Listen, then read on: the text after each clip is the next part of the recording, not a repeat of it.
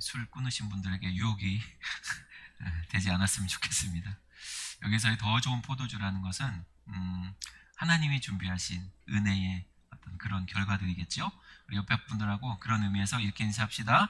당신은 하나님 안에서 더 좋은 포도주입니다. 시작. 네. 오늘 말씀을 제가 나누려고 하는데요. 오늘은 이제 지난주에 제가 있었던 그 1박 2일의 세미나 꿈나무 꿈 그 프로젝트 세미나를 다녀온 이야기와 더불어서 오늘 말씀을 같이 좀 이렇게 같이 바라보려고 하는데요. 지난 시간에 제가 화요일 날, 수요일 날 이제 가평 우리 마을에 이제 갔어요. 그래서 내비를 찍으니까 3시간 반 정도 찍히거든요. 근데 사실 그날 좀 5시간이 넘게 운전을 좀 했는데 아시겠지만 화요일 날 그 전날도 그 다음날도 날씨가 봄 날씨였거든요. 그날만 날씨가 툭 떨어지고 폭설이 왔어요. 그러니까 제가 운전하고 가는데 고속도로에서 눈이 진짜 한 치 앞에 안 보이는 눈이 막 때려 붙더라고요. 그래가지고 이게 무슨 일이지? 굉장히 두렵기도 하고 길이 점점점 차가 멈추더라고요. 그래서 천천히 가는데 오늘 못 가는 거 아니야? 막 이런 생각도 들면서 굉장히 조급해지고 그런 마음 속에서 문득 이런 생각이 들더라고요. 좀 긍정적으로 제가 생각을 바라봤어요.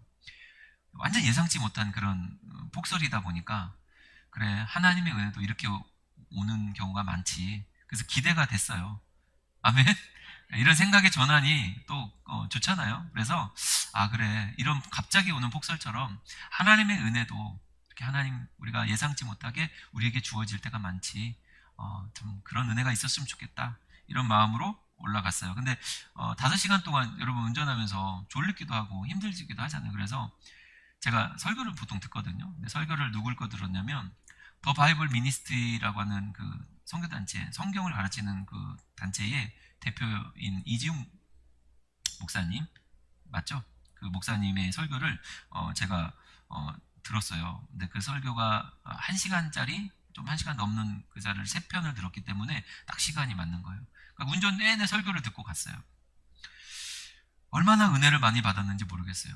제가 그 갱년기가 아닌데 자꾸 눈물이 설교를 듣다 보면 눈물이 나고 막 특별히 그 목사님 설교에 어떤 이야기가 나오냐면 사도 바울의 이야기 나오거든요. 근데 사도 바울의 이야기는 그동안 또 잊어버렸던 사도 바울이 얼마나 정말 그렇게 고난을 받았구나. 좀 그런 아주 굉장히 디테일한 이야기를 제가 그 설교 속에서 담아내면서 정말 고생이 많았구나. 그리고 그러면서도 사도 바울의 편지를 보면요. 바울 서신이라고 하죠. 그 성경에 보면 감사가 그렇게 많은 거예요. 그렇게 고통을 당하면서도 감사가 가장 많은 사람, 그게 사도 바울이에요. 다윗이 구약에 그런 사람이고 신약에는 사도 바울. 그래서 그 이야기를 들으면서 정말 나는 어떠한가 막 하면서 이제 나를 비교하면서 이제 눈물을 흘리면서 은혜를 받고 갔는데 그 이종 목사님은 제가 항상 설교를 들어보면 성경을 정말 잘 가르쳐요. 성경을 좀 명확하게 드러내준다고 해야 되나요? 그래서 참 닮고 싶은 목사님 중에 한 분인데 언젠가 한번 우리 교회에 모시면 좋겠다 이런 꿈이 생기더라고요. 근데 이분이 얼마나 바쁘냐면요 1년 360일 스케줄이 꽉 차 있는 분이에요. 해외 그 설교를 하는 중에도 그러더라고요. 끝나고 바로 공항으로 가야 된다고. 뭐 국내외를 막 돌아다니시고 뭐 해외를 1년에 70 몇 개를 다닌대요. 그러니까 이게 정말 그냥 맨날 나가시는 거예요. 여러분 근데 제가 가평 우리마을 가갖고 저녁 식사를 하려고 식당에 갔는데요. 너무 닮으신 분이 한 분 앉아 있는 거예요. 가서 봤더니 확실히 이지우 목사님이 거기 앉아 계시는 거예요. 제가 깜짝 놀랐어요. 아니 어떻게 여기 앉아 계시지? 근데 제가 소심해가지고 말을 못 걸었어요. 그런데 너무 신기했어요. 5시간 동안 그 폭설 속에서 그 이지우 목사님 설교를 은혜 받고 왔는데 그 목사님 그 앞에 앉아 있으니까 너무 반갑고 정말 예수님 만난 것처럼 기분이 너무 좋았습니다. 좋았답니다. 저 혼자 좋으니까 여러분 별로 이렇게 표정들이 안 좋아. 그런데 여러분 은혜는 지금부터였어요. 제가 그렇게 기쁘고 감사하는 마음을 가지고 있는데 하나님이 저한테 이런 말씀을 하시는 것 같았어요. 제가 사실은 아무 기대 없이 갔어요. 좀 제가 여러 가지 뭐 사정에 의해서 정말 기대를 안 하고 가자 차라리 이런 마음을 가지고 사실 갔는데 하나님이 그 5시간 동안 말씀을 통해서 저한테 은혜를 주셨고 말씀을 전했던 이지훈 목사님이 가평 우리 마을에 계시는 것을 제가 보게 하면서 놀라운 거예요. 제가 하나님이 인도하신다는 걸 좀 많이 느끼면서. 그런데 이런 말씀을 주시는 것 같더라고요. 철원아, 지금 너가 있는 이 시간, 이 장소, 이 모든 계획들 내가 준비한 거야. 너 아무 기대도 하지 않고 올라왔지만 나는 너를 기대한다. 나는 그리고 선한 마음 교회를 기대한다. 이렇게 주시는 마음이 있었어요. 아멘.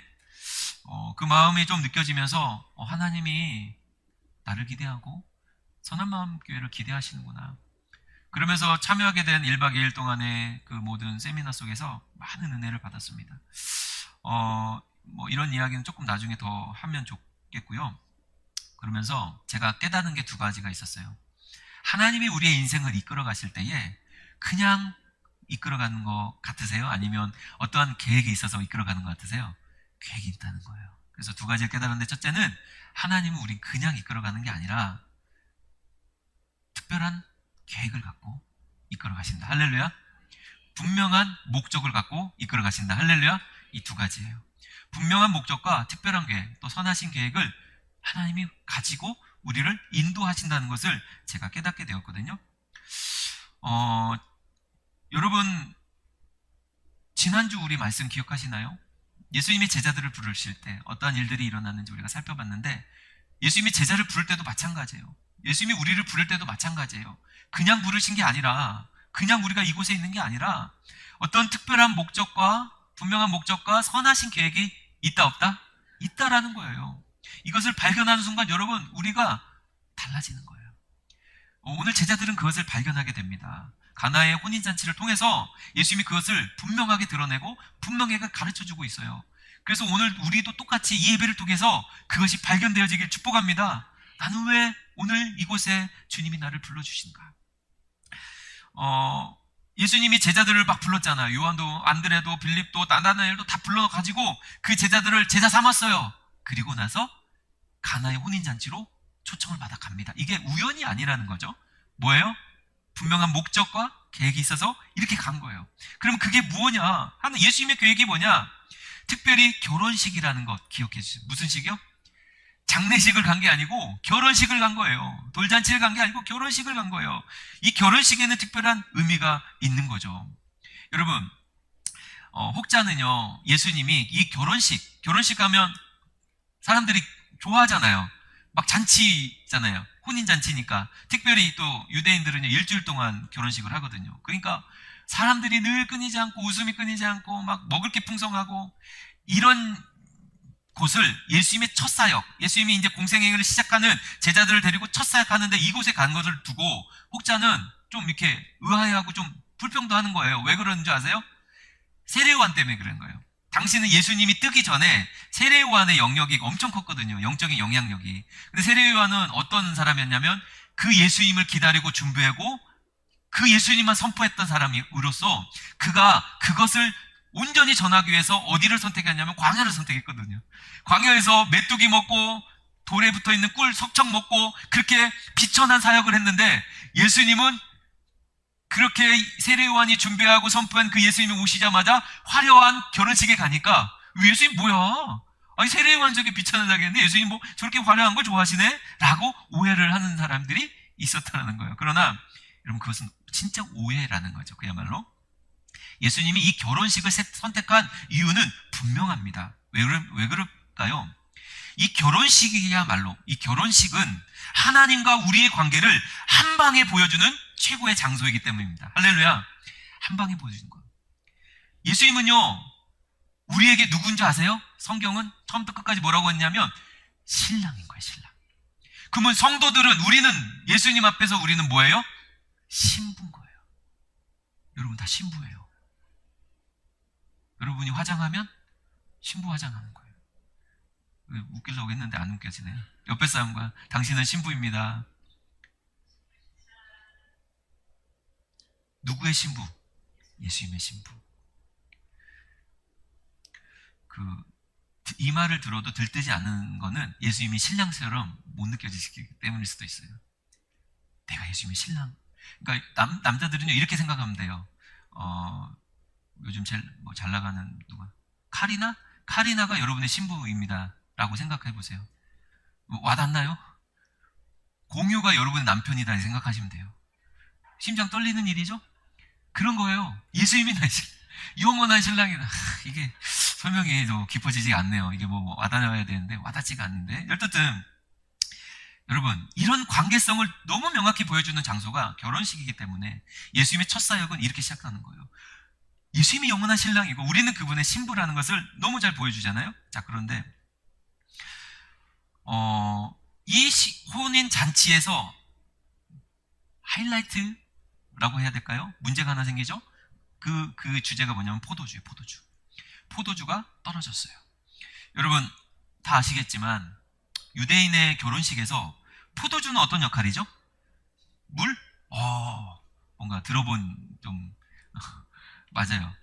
우리는요 물을 마시지만 그쪽 나라에서는요 유대인들은 석회질 때문에 포도주를 마셔요. 그러니까 술이라고 생각하시는 보다는 그냥 음료같이 마시는 건데, 특히 결혼식에는 반드시 빠지지 않아야 될 게 이 포도주예요.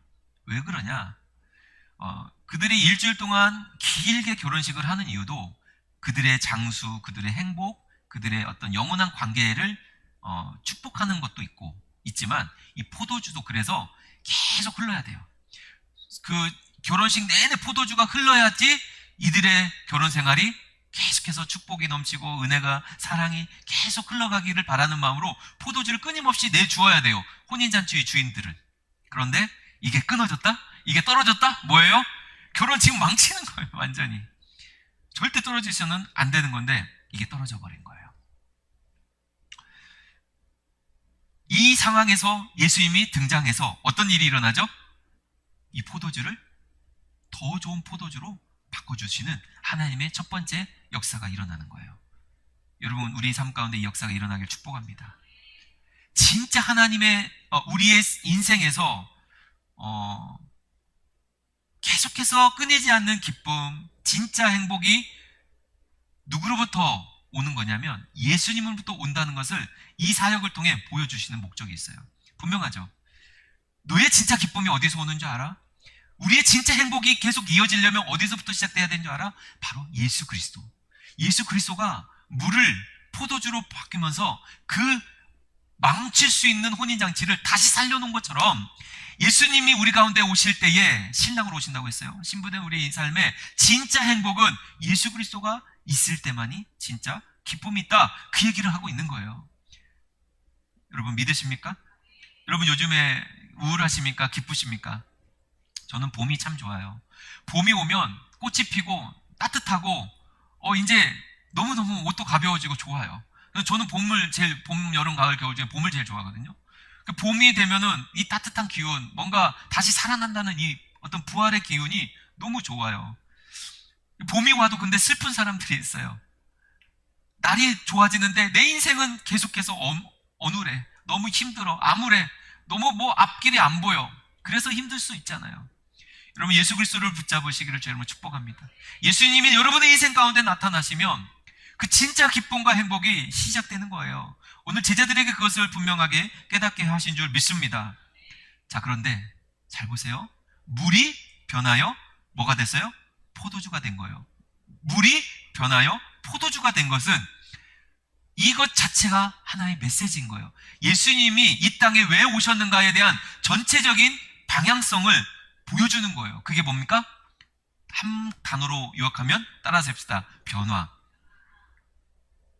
뭐라고요? 지난주는 우리가 제자들이 영접한 것, 결단한 것에 대해서 우리가 얘기했다면 예수님이 첫 사역에서 보여주는 목적은 변화해라라는 거예요. 여러분 변화하시기를 주 여러분 축복합니다. 물이 변하여 포도주가 되는 것이 마치 우리의 인생이에요. 죄인이 변하여 의인이 되기 원하시는 거예요. 믿습니까? 예수님의 방향성은 이거예요. 우리가 거룩한 성도, 거룩한 무리가 되는 것이 예수님의 꿈인 거예요. 거룩한 흰옷을 입고 주님 앞에 나아가서 주님 품에 안겨서 영원히 살아가는 것이 주님의 꿈인 거예요. 여러분 변화의 대상은 우리입니다. 할렐루야. 그리고 변화의 역사의 주인은 예수님이에요. 그 예수님을 붙들기 축복합니다. 그런데 이게요 아이러니한 게 좀 있어요. 제 개인적인 간증을 좀 잠깐 하고 이제 좀 더 지나가려고 하는데, 여러분, 변화에 대한 목마름이 있을 때 우리는 보통 어떡하죠? 저 같은 경우에는 기도하거나 말씀을 봐요. 그래서 1월 달에는 말씀을 좀 봤어요. 말씀 통독을 교회에서 했거든요. 대초의 말씀이 계시니라, 이렇게 시작하는 아주 빠른 말씀을 막 들어보니까, 우리 몇 시간 들었죠 그때? 한 7시간 하루 종일 들어보니까 말씀을 들으면서도 뭔가 변화의 어떤 조짐이 잘 안 보였어요. 한 번 갖고 나 되겠어, 다음에 또 하지, 이거 넘어갔죠. 2월 달에는 우리가 기도를 했어요. 하루 종일 한 11시간 기도했죠 그때. 정말 부르짖었어요. 간절히 막 기도가 터져나오더라고요. 왜? 변화의 목마름이 제가 있어가지고 막 기도했어요. 정말 하나님께 부르짖었어요. 11시간 기도해 보신 적 있어요? 안 하셨으면 말을 하지 마세요. 쉬운 얘기는 아니에요. 여러분, 11분만 기도하는 것도 힘들잖아요. 근데 11시간 기도하는 게 너무 행복하고 좋았는데, 문제는 어떤 그런 감동이나 터치가 그렇게 있진 않았어요. 물론 시작이라는 생각도 들었고, 좀 그게 필요하다는 생각도 많이 들었지만, 좀 결과적으로 그런 마음속에서 제 안에 계속해서 목마름이 있더라고요. 그런데 하나님은요, 저를 어떻게 은혜를 주셨냐면, 설 전에는 벌교에서, 설 이후에는 가평에서 워크샵 세미나를 통해 하나님이 저에게 찾아오셨어요. 그리고 내가 막 노력해서 기도하고 내가 막 말씀을 찾아가는 것도 하나님이 귀하다 여기지만, 그것으로 나의 어떤 내면의 어떤 변화가 일어나는 게 아니라 하나님이 찾아오시니까 변화가 시작되더라고요. 할렐루야. 하나님이 그분이 여러분 삶 가운데 찾아가기를 주 여러분 축복합니다. 특별히 제가 이번에 그 세미나를 가서 룸메이트 목사님이 한 분 같이 밤에 같이 이제 2인 1실이니까 같이 자야 되거든요. 그 목사님이랑 말을 해보니까 너무 잘 통하는 거예요. 그래서 말을 하다 보니까 저녁 11시 정도에 집으로 이제 숙소에 들어왔거든요. 그래서 말을 하고 대화를 하긴 하는데, 몇 시까지 대화했을 것 같아요? 새벽 3시 반까지 1차 대화를 마치고, 목사님 우리 내일 또 일정이 있으니까 잡시다, 불을 껐어요. 그때부터 다시 2차 대화를 또 시작하면서 5시 10분까지 꼴딱 밤을 샌 거예요. 이러다가 진짜 새겠더라고요. 그래서 또 내일 4시간 운전해서 내려가야 되니까 잡시다 하고 잠깐 눈 붙이고 8시에 다시 일어났어요. 그렇게 해서 밤새 이야기를 나누는데, 제 마음 가운데 저 이제까지 한 번도 그런 경험을 해본 적이 없어요. 누군가의 나의 신앙과 나의 신학과 나의 모든 인생의 어떤 목회적인 어떤 그 목회자의 그 마음을 만 번 풀어낸 적이, 그렇게까지 해본 적이 사실 없었던 것 같은데, 그 목사님하고 이야기하면서 그게 다 풀어지더라고요. 다 쏟아냈어요. 그것이 참 귀한 경험이었고, 하나님이 붙여주신 동역자라는 사실 또한 제 마음속에 좀 새겨게 됐어요. 꿈나무 꿈 프로젝트의 재정 지원뿐만 아니라 이 멘토링 지원, 교육자 네트워크 지원들이 들어가는 거예요. 그래서 그 기도를 했죠. 제가 하나님 동역자를 붙여주십시오. 개척교회 혼자 목회자가 이렇게 끌고 가기에는 한계가 분명히 있거든요. 그런데 주변에 좀 같은 고민을 하는 목사님들이 같이 서로 기도하고 나누다 보면 조금 힘이 날 수가 있잖아요. 그런 기대를 가지고 기도하면서 이번에 동역자를 붙여달라고 했는데, 너무 귀한 목사님하고 같이 이제 소통을 하면서 하나님이 저한테 위로와 또 소망과 또 내 자신을 또 보게 돼서, 벌교에서도 저를 보게 해주셨는데, 당연한 것을 당연한 것으로 여기지 않는 너의 목회 철학이 이것을 나다라고 하는 것이 알려줬다면, 이번에는 나의 모든 그 신학과 철학과 신앙과 뭐 어떤 그런 것들이 어떤 조화를 갖고 있는지, 어떤 강점을 갖고 있는지 잘 제가 깨닫게 되었어요. 그래서 위로를 받고 힘을 얻었어요. 여러분, 내 인생에 얼마나 좀 힘든 일이 찾아오고, 뭔가 풀어지지 않는 일들, 뭘 하면 안 되고 뭘 해보려고 하면 또 무너지고, 이런 상황 속에서 여러분 절망이 찾아오잖아요. 사람 누구나 그러거든요. 목사도 그렇고 다 똑같아요. 여러분, 그런데 그때에 우리는 뭔가를 하려고 하냐면 발버둥을 쳐요. 일단은 막 기도를 하고요, 막 금식하고 철야하고 막 기도하고 막 발버둥을 친단 말이에요. 근데 그것은 일종의 우리 측에서의 최선이겠죠. 그러나 그걸로만은 안 돼요. 뭐가 필요하냐면 주님이 우리에게 찾아오시는, 그는 우리가 예상치 못하게 주님은 그때를 알고 찾아오신다는 거예요. 믿습니까? 여러분, 이 사실이 믿어지면 여러분 가운데 반드시 일어나요. 저는 믿기를 축복합니다. 제자들에게도 그 일이 일어난 거예요. 예수님을 따라가는 결단을 하고 왔는데 아직까지는 이분을 정말 신뢰할 수 있는가 몰랐어요. 그런데 무리요, 포도주가 되는 일은 역사상 없었던 일이에요. 유대인에게서는 이것은 굉장히 큰 의미를 갖고 있고, 유대인들은 너무나, 제자들은 이것이 굉장히 충격적이었어요. 그래서 성경에 보니까 믿기 시작된 거예요. 여러분, 예수님이 이것을 보여주신 이유는 하나님의 예수 그리스도의 어떤 자기 증명이지만 그것이 예수님의 자랑이 아니라 이 은혜가 너에게 앞으로 있을 것이다 메시지인 거예요. 여러분, 변화되기를 축복합니다. 주님이 찾아오면 뭐가 일어납니까? 변화가 일어나요.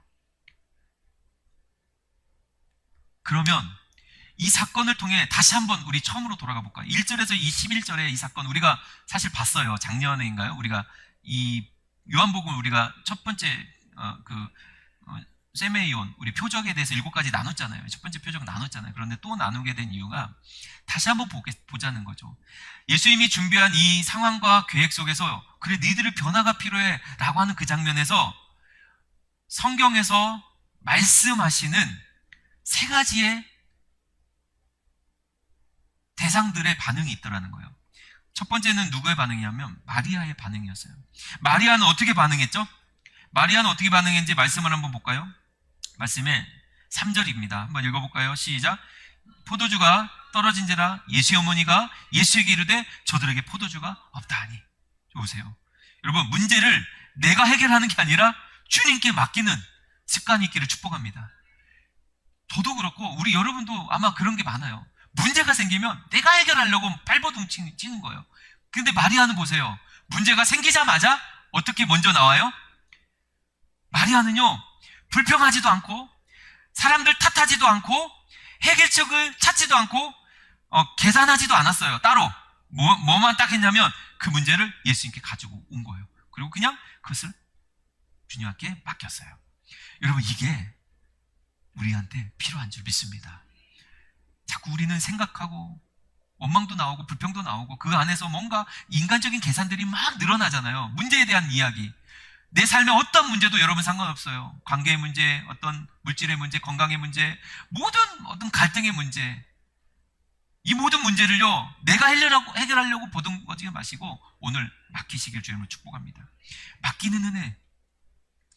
여러분, 나와 가장 가까운 남편하고 싸울 때, 아내하고 싸울 때, 자식과의 문제, 부모님과의 문제, 가족들이 문제가 생기면요, 일단은 어떻게 해요?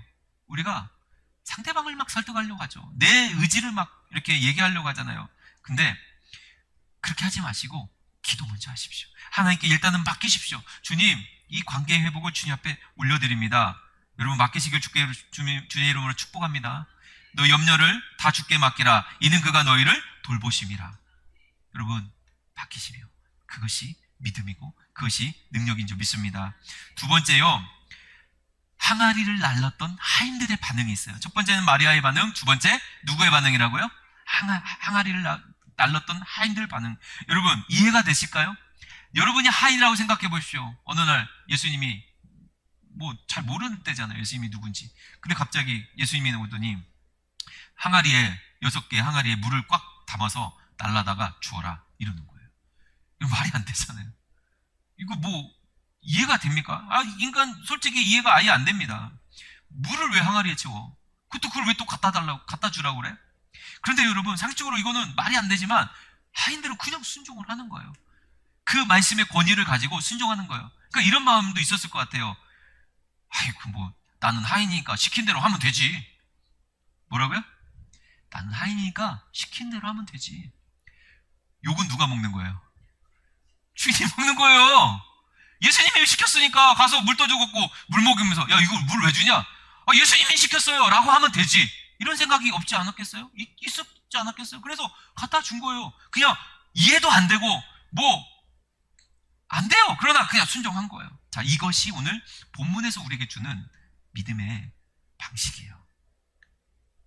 순종하시면 여러분 좋은 일이 일어납니다. 사무엘상 15장 22절 우리가 너무 잘 아는 구절 딱 한 절 뭐라고 했죠? 순종이 제사보다 낫고. 순종이 뭐보다 낫다? 제사. 오늘날 따지면 예배. 예배를 다 드리고 순종하지 않는 것은 기쁜 게 아니에요. 예배보다 순종이 낫다. 여러분 순종하길 축복합니다. 오늘 말씀에 들은 말씀을 듣고 여러분 순종하십시오. 이웃을 사랑하라, 섬기라 그러면 계산하지 말고 섬기면 됩니다. 내가 사랑하면 돼요. 용서해라 그러면 감정이 역시 여전히 안 풀려 있어도 용서해야지. 그것이 예수님의 명령이지. 예수님이 책임질 거야 라고 용서하는 거예요. 전도해라, 전도하는 거예요. 결과가 상관없어요. 주님이 책임지겠지. 할렐루야. 주님이 책임지는 순종이 일어나길 여러분 축복합니다. 그래서 여러분 저는 이렇게 말합니다. 기적은 누가 경험하는 줄 아세요? 순종하는 사람에게 기적이 나타나요. 순종을 해서가 아니라 주님은 순종이란 이름으로 기적을 보여주신 걸 너무 기뻐하시는 것 같아요. 제 목회를 해보니까 저의 삶은 계속 기적인데 제가 한 거라고는 딱 하나밖에 없어요. 순종하자. 하나님이 시킨 것 배우라고 하면 배우고 가라고 하면 가고 하라고 하면 하는 거예요. 그 순종의 삶 속에 여러분의 놀라운 기적의 역사가 날마다 일어나길 축복합니다. 요한복음 14장 15절에도 이렇게 나오죠. 너희가 나를 사랑하면 나의 계명을 지키리라. 뭐란다고요? 주님을 사랑하면 지키는 거예요. 순종하는 사람이 되는 거예요. 마지막 세 번째 반응 짧게 나누겠습니다. 제자들의 반응이에요. 제자들은 뭐 했다고요? 제자들이 그를 믿으니라. 여러분 예수님이 오늘 우리에게 임하시고 나타나시고 은혜를 주시는 이유는 한 가지입니다. 깊게 믿게 되는 것. 이것이 예수님이 소망하는 가장 큰 변화예요. 여러분 믿으시길 축복합니다.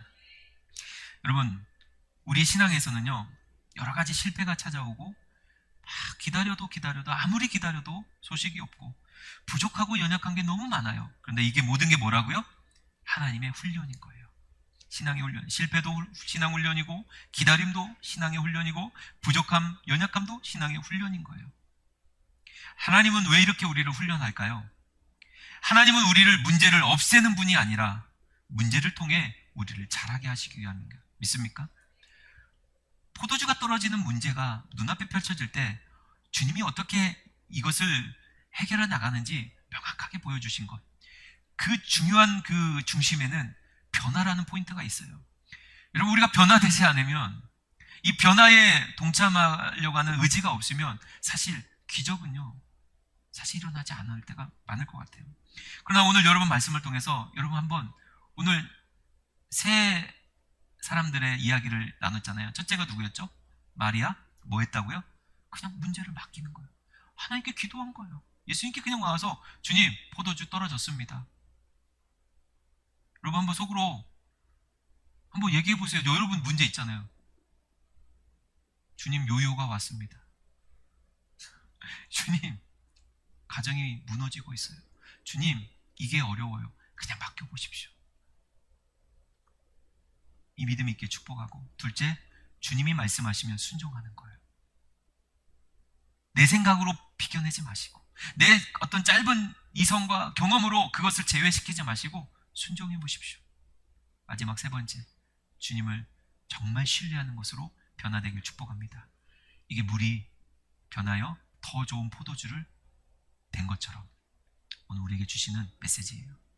이 반응 믿음으로 반응함으로 여러분 정말로 주님의 선물을 기적을 경험한 맛보는 은혜가 있기를 축복합니다.